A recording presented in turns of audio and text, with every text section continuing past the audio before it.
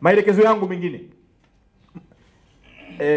mkuu wa mkoa, mwakilishi wa mkuu wa mkoa, mlitoa maelekezo wakati fulani ya kuruhusu watu kupita kwenye barabara za mwendo kasi. Mkasahau kwamba barabara za mwendo kasi si za kwenu, ni za waziri wa TAMISEMI. Ziko chini ya waziri wa TAMISEMI. Ninyi mkasimama mkaruhusu watu wakapita wakati ule, nimewasamehe. Lakini maelekezo yangu, barabara ya Mbagara yanapita maroli ya tani 30 mpaka tani 40 yanakatiza pale katikati. Barabara imeanza kuharibika. Madhara yake kwenye miradi hii, miradi itakwenda kusimama yote ya World Bank. Wenzetu wa World Bank walipotupatia fedha hizi, walitupa masharti. Barabara hizi ni kwa ajili ya mwendo kasi, si kupitisha malori. Barabara hizi ni za mwendo kasi. Kwa utaratibu huu mlioanzisha, miradi hii itakuja kukosa pesa, na ninyi ndio watu wa Dar es Salaam mtakuja kulalamika. Sijui mnanielewa vizuri. Barabara ya Mbagara imekwisha anza kuharibika, hata mwendo kasi haujaanza. Ni kwa sababu mnapitisha malori katikati na mmetoa kibali. Sijui nani aliwapa mamlaka ya kutoa kibali hicho. Kwa sababu mamlaka hayo ni ya kwangu. Barabara hizi zinasimamiwa na DART. DART iko chini yangu. Ninyi mamlaka mliyatoa wapi? Mkaruhusu watu kupita kwenye barabara za mwendo kasi. Barabara sasa zimeharibika. Kuharibika kwa barabara hizi maana yake mnaleta hofu ya Benki ya Dunia kuzuia fedha hizi. Sijui naeleweka vizuri hapa. Mtasababisha Dar es Salaam wakose barabara. Dar es Salaam watakosa barabara.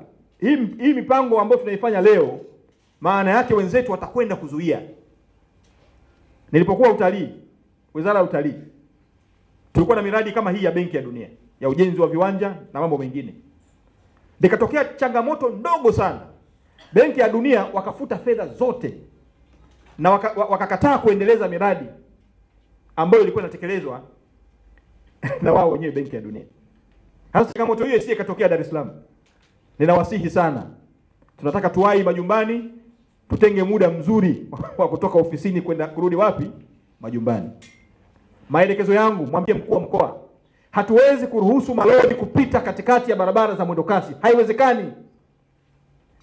Kwa magari ya abiria itaeleweka. Tunaweza ni bora hata kupitisha magari ya abiria kuliko malori ya tani 30. Nadhani nimeeleweka vizuri. Wekeni utaratibu mzuri, na kabla mjaruhusu, leteni wizarani. Sisi ndio wenye mamlaka hayo, si ya kwenu. Mwambie mkuu wa mkoa, sio mamlaka yake. Tumeelewana vizuri eh? Niliwastai tu. Niliwastai. Msifanye mambo ambayo si ya kwenu mpaka muombe kibali. Kwa hiyo mwambie mkuu wa mkoa. Hili alisema wazi kwa sababu changamoto hii inaweza kutuingiza mgogoro mkubwa na wenzetu wa Benki ya Dunia. Nadhani madiwani mnanisikia vizuri.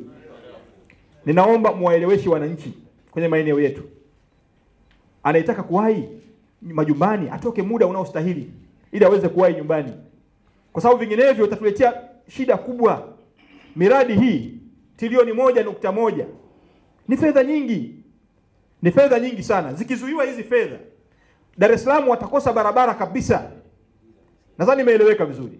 Kwa hiyo nikuelekeze, mwambie mkuu wa mkoa, wekeni utaratibu mzuri wa kuruhusu gari za kawaida. Hatuna shida, lakini lazima kibali muombe wizarani.